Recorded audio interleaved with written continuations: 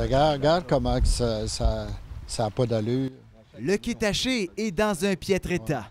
Construit il y a près de 200 ans, le temps a fait son œuvre.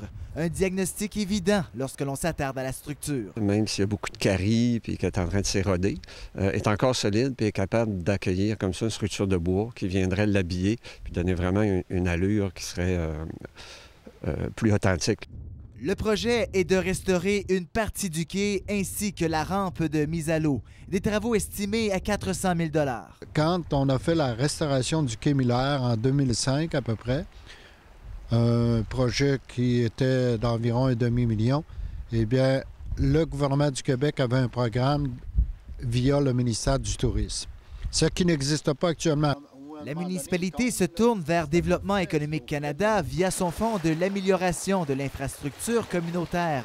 Les élus et les membres de la Corporation du patrimoine maritime de Kamouraska souhaitent une contribution de l'ordre de 50 %, mais rien n'est acquis, sachant que le fédéral a cédé le quai à la municipalité il y a près de 30 ans. À ce moment-là, il n'y avait pas de compensation financière. Actuellement, lorsqu'on remet un quai à une municipalité, il y a une compensation. Dans ce sens-là, on pourrait dire que ça ne nous a pas aidés. La municipalité s'est engagée à verser 50 000 $ pour trouver les 150 000 $ manquants et sauver cette infrastructure patrimoniale. Des activités de financement sont présentement en cours. On n'a plus les mêmes usages de ces monuments-là, de ces bâtiments-là ou de ces infrastructures-là. Par contre, ils demeurent importants dans leur symbolique. C'est notre identité.